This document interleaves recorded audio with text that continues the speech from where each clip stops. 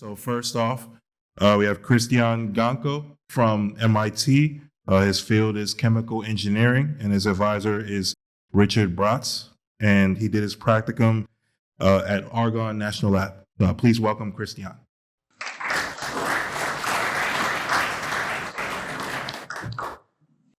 Hi, guys. Okay. So today, you see the title, it's there.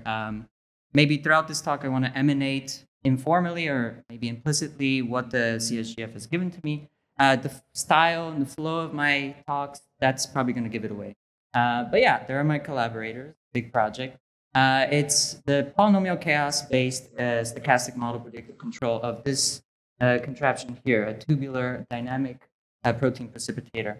Okay, so just an overview. First, I'll tell you why you should care about these things. Maybe bigger people than us, why they care about these things. And, well, we're all big, but in our minds, though.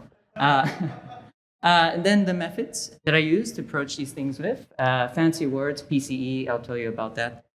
Will it work? I'll show you some results. And then what's on the control horizon? Can I see a show of hands? Who knows statistics in the audience? Just raise it up. Yeah, I know. I know you all know statistics. Come on. Okay. Controls theory?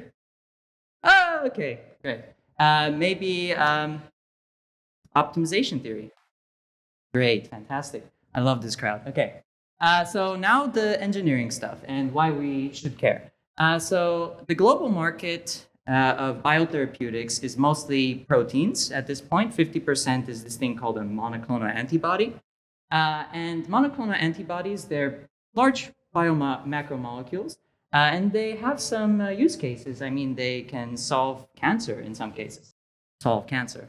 But I want to say a bit about how people produce biotherapeutics. They do it in bioreactors. They have little cells cook up these massive complex things, and then they poop them out into the liquid, and then it's our job to purify them. So this is the normal stack of purification operations. Here's this offender. We call it protein A chromatography.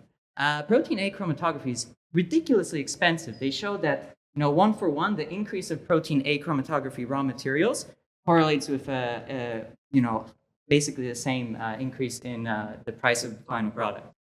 So this thing I'm proposing here, this disruptive technology, it's a column-free precipitation. And basically, it's just the creation of a solid phase, which extracts from the liquid phase and all that other stuff, the product that we want. And it's greener, cheaper, and faster. So there's been a lot of work done on protein precipitation in this format. However, it's mostly academic because it's a challenging problem. Columns, they can, you load them with buffer, you elute, you bind what you want, and you're done with the day. But protein precipitation, it's much more complicated. It involves this column-free technology. It involves some modeling, some assumption on thermodynamics of the system. And here are just some people who have contributed to this. They're academics. Here I've underlined this person's name because this is like the first modeling or mechanistic work that's been shown in the literature for this, which came out last year. So yeah, I thought maybe there's additional engineering value here. And in particular, I think about engineering value from the perspective of what are the questions to solve. These are biotherapeutics. We want to separate them out from the liquid media and all that other stuff floating around. And we want to deliver it ultimately to a patient. We don't want to be ingesting stuff that could be immunogenic and kill us potentially. So really, we want a very safe approach, a risk-aware approach. So if we're going to do any of this modeling stuff, we have to build that in. And in addition, we should maybe consider something about the dynamics of this process, maybe the kinetics and thermodynamics. And I'll just illustrate with images what is so complicated about this process. So there you have just two responses of a protein in solution precipitating out, forming a solid phase under two different buffer conditions. And look what happens. You see a visual difference. And that illustrates sort of the thermodynamic complexity. There's a kinetic complexity. You have crystals, size-separated particles that grow into these little spherulitic lumps. And that's two phases, or maybe more than two phases, and we have to figure out the kinetic competition in these two phases because one of them is undesired. So yeah, some more stuff. There's an analytical complexity too. We're taking images, and we should probably be analyzing them if it's for real-time manufacturing. And you see these are amorphous bodies. You can do different characterizations of their size and so on and so forth. But all of this taken together, and the package deal is something like this. I want to do some modeling. How can I make it tractable to the manufacturing folks? What's useful to them? And we came across this complexity and said, maybe we can dumb it down a bit. We can package a lot of this uncertainty about the system into the parameters of the model that we deal with. And we can maybe design safe controllers, basically closed loop action on the model to deliver control on the size distributions and other morphological features of these things. So yeah, that's the drift. I'll just go into some of the methods. Polynomial chaos expansions, who's heard of them before? Okay, great. So I'll just say it's fancy Fourier series for uncertain random variables, okay? So first, let's talk about modeling. You guys know this guy, hopefully.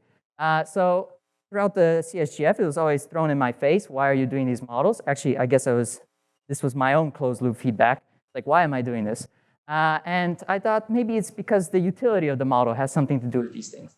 And I define utility as speed and interpretability. So I don't want to deploy these models on massive clusters if we need, real-time responses in a manufacturing process to correct for faults.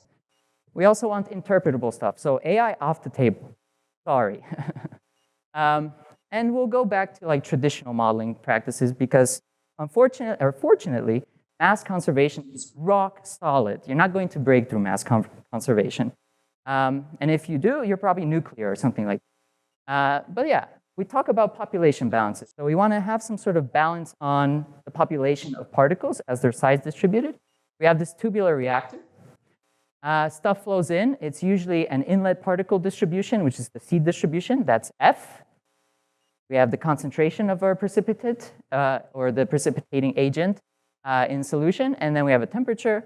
It flows through, it does its magic, and it comes out the other end. Hopefully, we've controlled that process, and we achieve some desired properties on the system outlet. Some math. So we talk about supersaturation in phase-transforming systems. It's a switching dynamic. If you're supersaturated, you're growing your crystals. If you're undersaturated, you're dissolving them. And if it's exactly at 0, this expression for S, for saturation, you're at equilibrium. But that stuff never happens. If we were in disequilibrium, we'd all be dead in this room. Biology is always non-equilibrium. And here's some dynamics for the particle distribution. F, and we have switching dynamics, so for growth and dissolution, advection, and I'm going to show 2 different dynamics in this precipitator that I want to emphasize. Aggregation, sticking together, nonlinear convolution, and nucleation, which is this mass conservation property between the liquid and solid phase. So the expressions are there, but what I want to illustrate is, and the x-axis of these plots, I'll go one by one, adding dynamics to illustrate to you what's going on.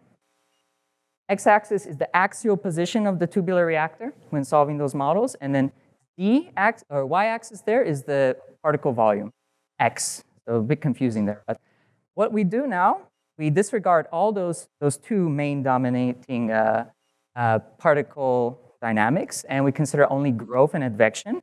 If we initialize with a Gaussian pulse and we just grow and advect it, it's going to advect diagonally. Now, if we add nucleation, that's a boundary condition. It happens at 0 particle volume or non-zero, slightly positive. You see this this yellow mass here that's just saying particles are nucleating in the boundary. And we have this strange functional here, but there's a parameter there in there, ks, which is relevant to us. And finally, we have an aggregating mechanism, so sticking together, and that just increases the size. So you see stuff depleting from here because it's going into this clump. And this clump, similarly, is going outside the domain. There's a nonlinear convolution. There's the aggregation term, functional. OK, complex process, what do? We simplify it. We want speed. One of the ways to simplify is to look at 2 uncertain parameters in the system. Treat them as random, put PCE on them, see what happens. OK. What's PCE?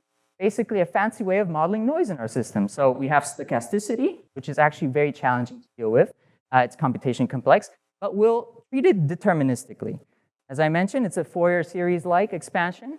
It's in infinitely many terms. However, if P is our parameter, and we're on finite state machines, maybe we can start to truncate that series to a reasonable amount of terms, M.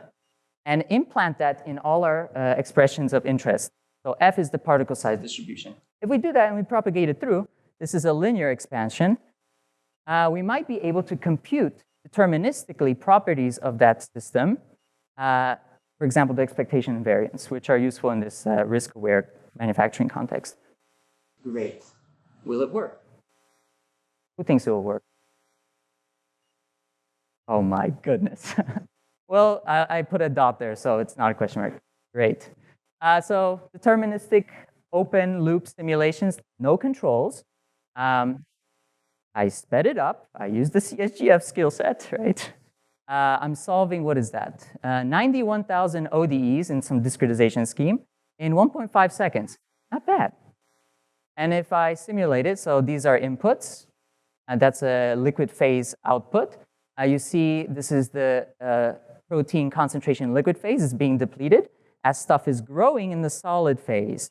And you see the x-axis is this volume of the particles. So they're aggregating and they're nucleating at a non-zero volume. And this is just the inlet particle size distribution. So yeah, it's working, trust me. What are the traditional methods for doing this? They're incredibly naive. They're sampling-based, otherwise known as scenario-based approaches.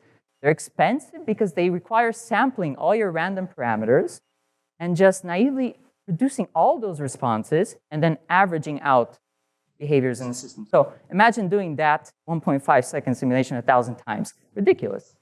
But that's how the way of the land works. So here's some more statistics. That's a massive memory pressure. I'm solving this 1,000 times. It's 460 seconds wall time for 1,000 simulations. Why 1,000? Well, that's arbitrary. Nominally, I chose this.